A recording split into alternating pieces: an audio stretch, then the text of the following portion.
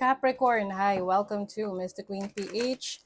At titingnan natin ang energies ng inyong kaperahan, money, career, finances ngayong July 2024. So if you are interested in private readings, meron tayong link sa description at sa pinned comment. Paki-check nyo na lang. So let's see Capricorn.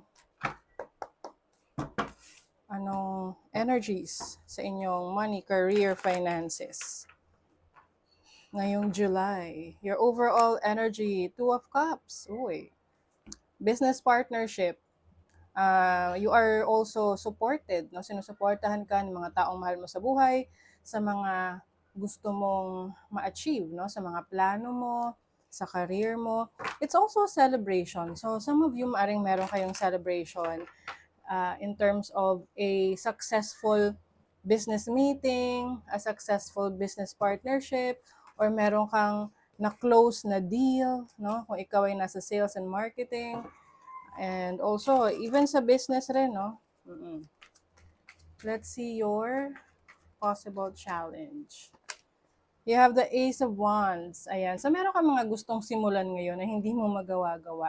So, ang challenge sa'yo is, how are you going to take action? Kasi maaring, yung iba sa inyo, busy, meron kayong gustong i-pursue, pero busy kayo sa iba pang bagay.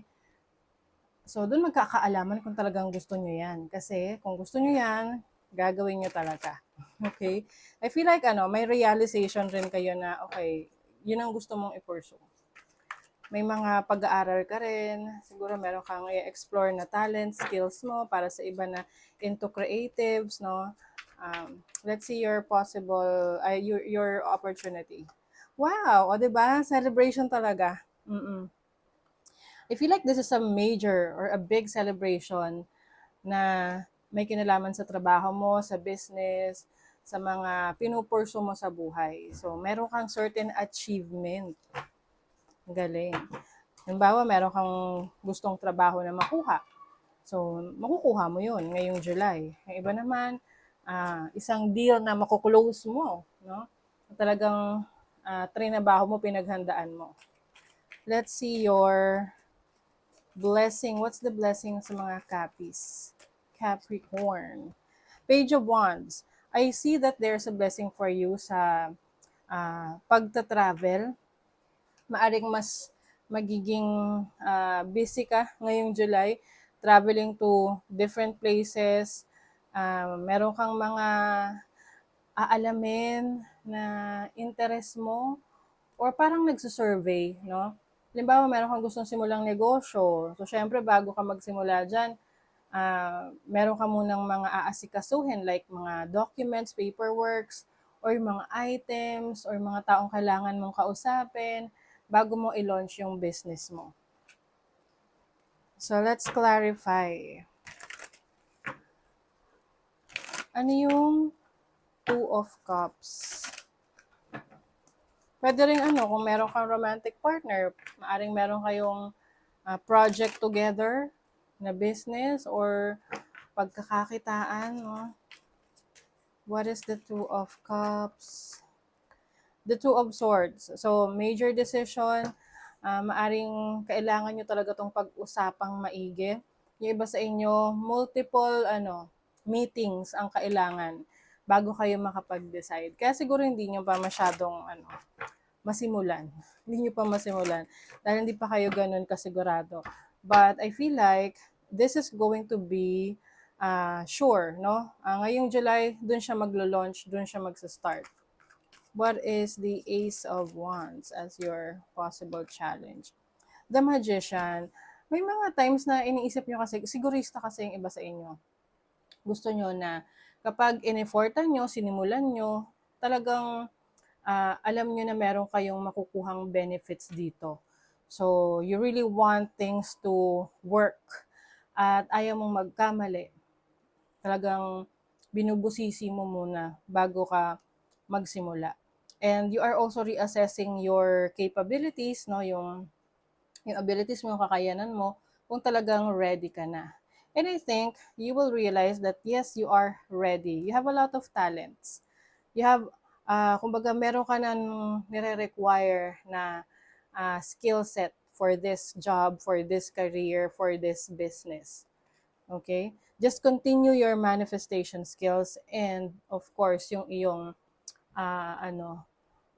yung action. Kasi manifestation requires action. Kahit anong pagmamanifest natin, kung hindi tayo mag-a-apply ng action, wala mangyayari, di ba? So, it goes hand in hand. So, for the Three of Cups, ano tong is to celebrate? Three of Cups. Wow, the Emperor. Some of you, meron kayong promotion or leadership role sa trabaho ninyo. Yung iba, maaring meron kayong ma-achieve na award. You will be recognized sa mga ginagawa mo, ano man ang career mo, ano man yung area or field of work mo, you will be recognized. Okay? Kumbaga parang ikaw ay, I'm seeing an energy of a pioneer, no? Na ikaw yung nagsisimula, ikaw yung kumbaga ikaw yung leader. Ayan.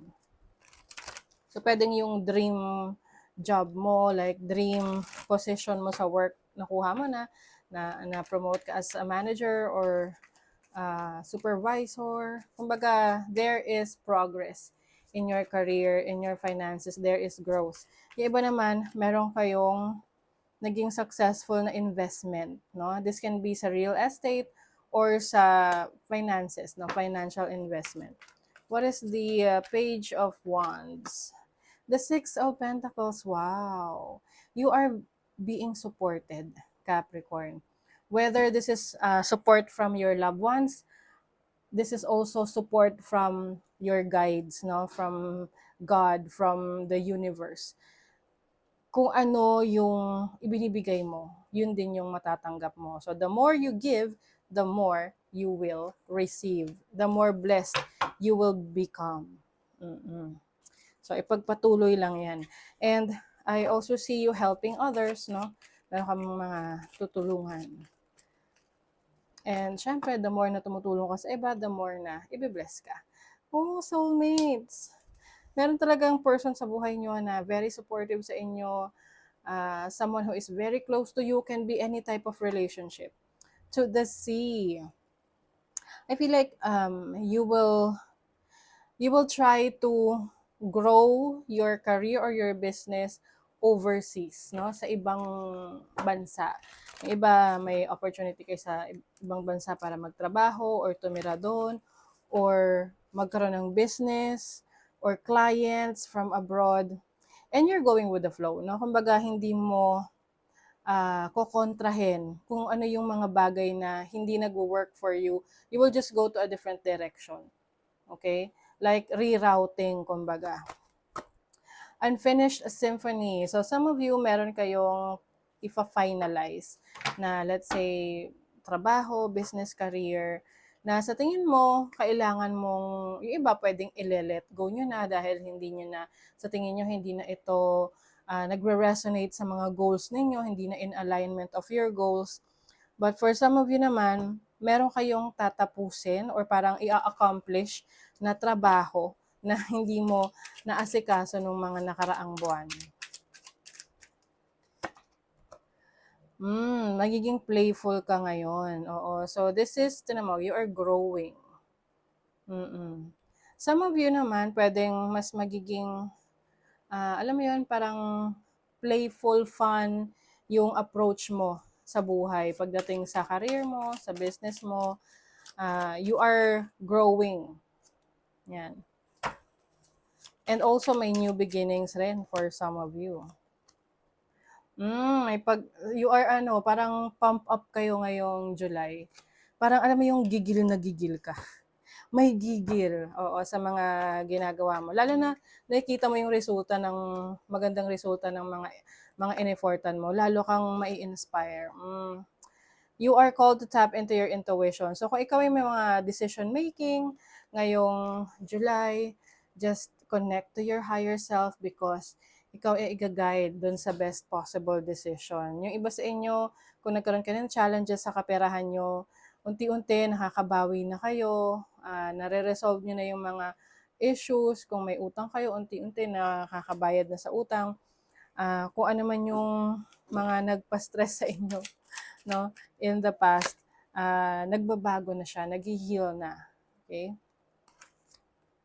You will soon enter into a beneficial partnership. Luck and longevity bless this union. See, meron talagang business partnership dito. Mm-mm. Use your discernment and fortitude to achieve your goals and find a new rhythm. Yes, yung discernment and fortitude mo. Alam mo kung yung judgment mo, no? Based on your instinct and your intuition. This will lead you to success. Okay? So, wag mong i-doubt yung iyong kakayanan. Ang importante, you are following your gut. Okay? So, that is your reading, Capricorn. Thank you so much. Bye!